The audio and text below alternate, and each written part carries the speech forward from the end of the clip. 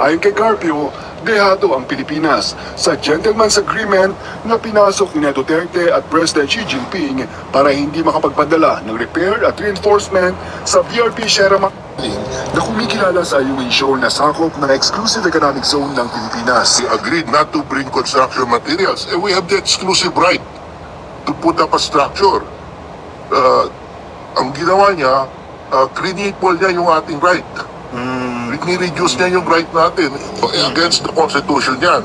Kasi sabi ng Constitution, the state shall protect its marine wealth in its exclusive economic zone. Correct, tatlo yan.